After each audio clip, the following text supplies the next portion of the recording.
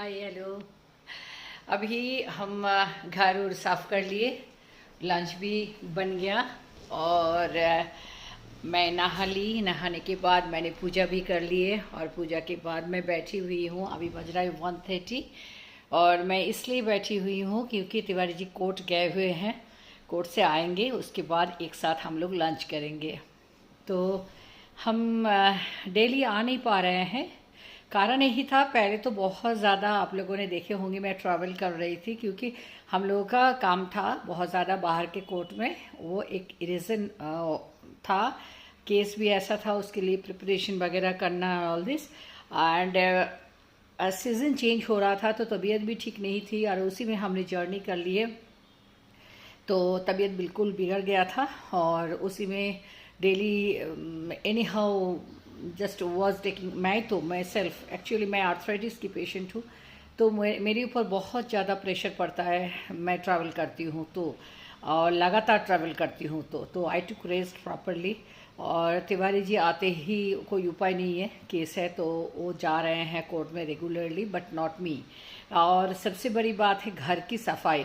घर की सफाई इतनी ज़रूरी थी क्योंकि अभी धीरे धीरे ठंडी जा रही है और गर्मी, लिटिल बिट गर्मी लग रहा है। तो इतना ज़्यादा स्वेटर वगैरह और ब्लैंकेट वगैरह बाहर था, सारा रैप अप करना, ग्रेजुअली धो धो करके रैप करना और उसको रखना, ये भी बहुत बड़ी टास्क होती है। तो every day I am cleaning them क्योंकि हम लोग बाहर जाते हैं तो हमें बहुत सारा ऑप्शंस में रहना पड़ता है ना। स्वेटर बहुत ज़्यादा होता है, कोट होता है। कोट तो अब तो मैं टच ही नहीं किए। कोट जितना भी कोट निकला हुआ था सारा अभी हैंगिंग कंडीशन में है, उसको क्लीनिंग करने के लिए भेजेंगे। क्विल्ट को क्लीनिंग करने के लिए भेजेंगे क्योंकि बीच में बहुत ज़्यादा ठंड पड़ गई थी तो हेवी क्विल्ट हमने निकाल लिए थे। अभी थोड़ा सा मिडिल वाला यूज़ कर रहे हैं, इसके बाद हल्का वाला जो पहले यूज़ करते थे एसी वगैरह में उसको फिर निकालेंगे। ये सारा प्रोसेस होता है, जो भी घर के हाउस मेकर है उनको मालूम होगा और मैं उस प्रोसेस से भी गुजर रही हूँ। बट हाँ, ये रिसेंटली मैंने शुरू किया कल से, otherwise I was taking whole rest.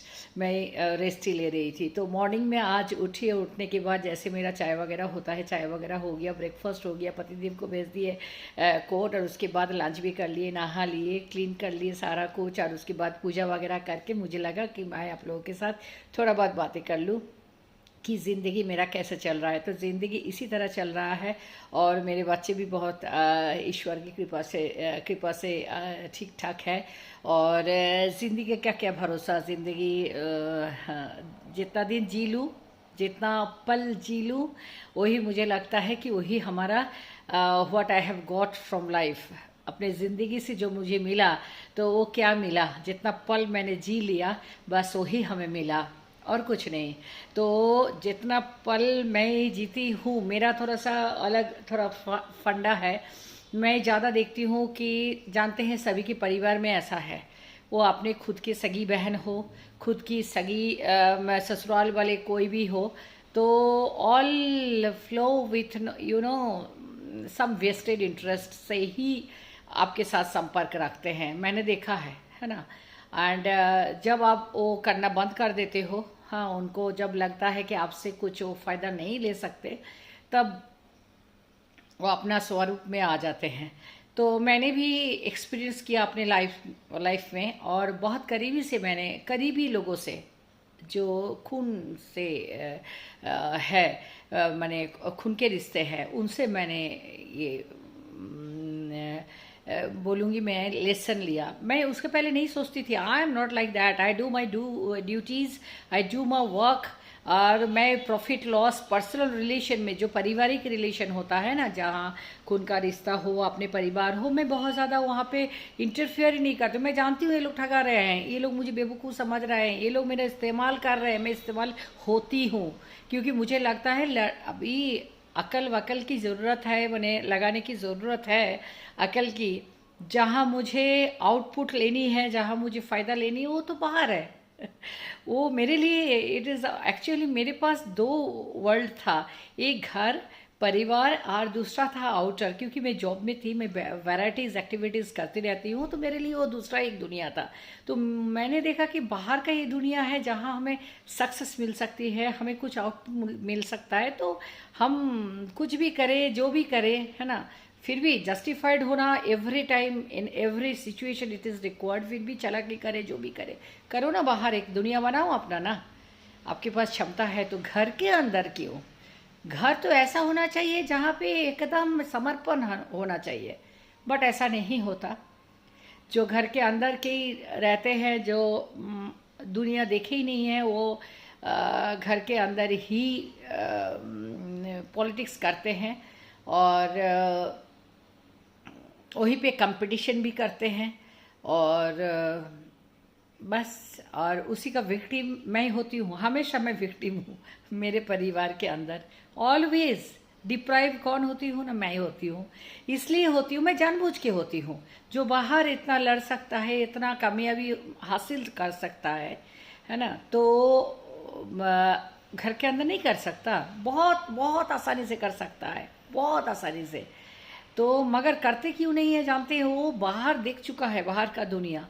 तो बाहर वाले और घर के परिवार वाले में अंतर क्या है? इफ़ आई हैव टू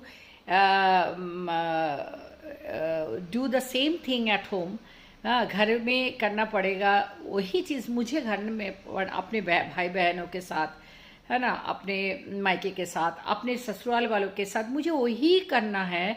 तो फिर घर और बाहर का अंतर कहाँ है?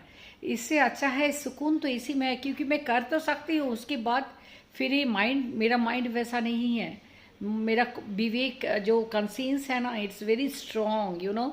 तो मैं खुद को माफ़ नहीं कर पाऊँगी।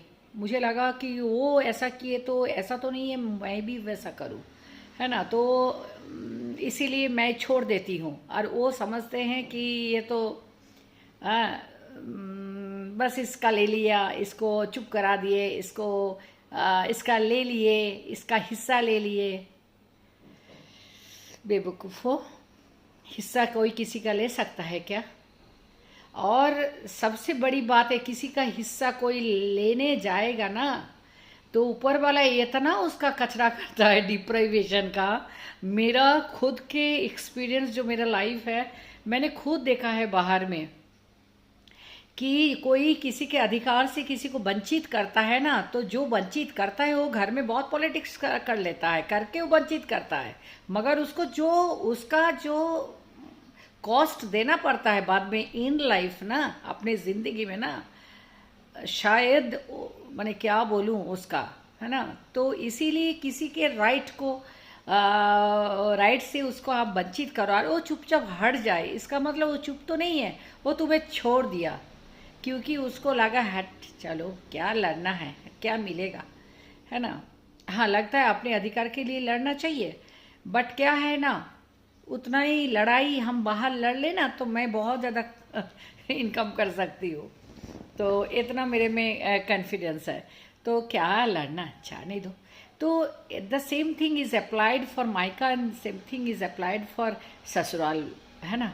तो हाँ, मेरे इन लॉज नहीं हैं, मैंने पेरेंट्स इन लॉज नहीं है, तो मम्मी भी नहीं है ना, बट बाकी जितने हैं तो वो कसर नहीं छोड़ते हैं, है ना।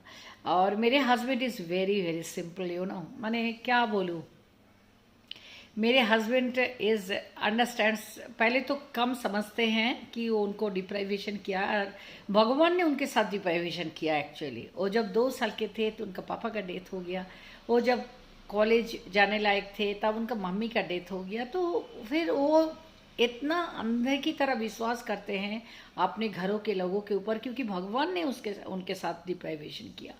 तो वो पति मुझे मिला है, मैं देखती हूँ उनके साथ अन्याय होता है, समझती हूँ उनके साथ अन्याय होता है, उनके लिए कोई नहीं बोलता, मैं देखती हूँ, समझती हूँ, मगर वो छोटे हैं, मैं रिश्ते में तो छोटी पड़ जाती हूँ। बट मैं यही सोचती हूँ मत करो ऐसा, ऊपर वाला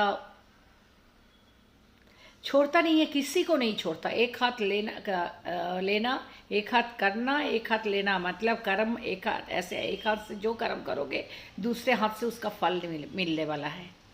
तो यही है। But I believe in very much Karma के ऊपर मुझे बहुत बिलीव है। कर्मा माने ये नहीं है कि ईश्वर के सामने बैठ के आप खाली पूजा करो, it is not Karma, it is like that you should do the right thing even if somebody doesn't know, किसी को दिखा के भी नहीं, वो जानता भी नहीं होगा, उसके पीठ पीछे करो, but keep on doing the right thing. कोई देख रहा है ऊपर। तो I believe in all this things. तो हमारे ज़िंदगी में भी एक दिन बैठ कर के बताऊंगी कि मैं यूट्यूब में देखती हूँ, प्लेटफॉर्म में बहुत लोग आते हैं बोलते हैं, तो मैं यही बोलती हूँ कि सबके साथ ऐसा होता है। It is you how you will react. बीच बीच में इतना गुस्सा लगता है मैं रिटेलिएट करूं, अब मैं दिखा दूं व्हाट आई कैन डू, फिर मुझे लगता है किसके, अपने लोगों के ऊपर। जाने दो, छोड़ो। ये तो कौरवों का वो नहीं है कि एकदम इतना माने एकदम मिल जाएगा तो इतना कुछ मिल जाएगा, जो आने दो, छोड़ो। Let them live with that what ever they feel कि दे हैव गॉट। बट ऐसा नहीं है, कोई किसी का हिस्सा नहीं ले सकते, मुकद्दर। आप ऐसा कर रहे हो तो आपको कुछ खराब फल भुगतना होगा, इसीलिए आप ऐसा कर रहे हो। It is that. आप सही कर रहे हो तो आपका भगवान आपसे सही काम करवाते रहे। आपका सही होगा तो सही काम आप करोगे एकदम। मुझे यही बिलीव है कि कंस ने इतना जो किया था, रावण ने भी जो पाप काम किया था, कंस ने भी जो पाप काम किया था, तो उसका वो अंत लिखा हुआ था, डेस्टिनी वही था, तुमको ये भुगतना है, तो इसीलिए उससे पूरा पाप करवाया गया। तो इट इज़ डेस्टिनी, हाँ, नियति करवाता है, इंसान करता है, टेम्पोररीली दुख होता है, और बट आखिर में ऐसा कुछ नहीं है ना। जो हिस्सा आप लेके आए हो ऊपर से ना, उतना ही आपको मिलने वाला है। उससे ज़्यादा आप हड़पने की कोशिश करोगे तो फिर जो जाएगा ना, एकदम छप्पड़ फाड़ के निकल जाएगा, उसके साथ पता नहीं और क्या क्या निकलेगा। तो इसीलिए be honest to yourself, खुद के साथ ऑनेस्टी रखिए। और खुद कोई देखे ना देखे, मैं इसमें बिलीव करती हूँ I should do the right thing. बाबा, मुझे कर्मा के ऊपर बहुत ज़्यादा भरोसा है कि मैंने ज़िंदगी में देखा है, मैं अपने जॉब लाइफ में मैंने थोड़ा सा भी कोई कहीं गलती की किसी के साथ, आदमी को जब पावर मिलता है ना, शी बिकम्स लाइक किंग और क्वीन, यू नो। तो पावर ऐसा नशा है कि वो नशे में आप भूल जाते हो कि किसी का आप क्या बिगाड़ रहे हो, है ना।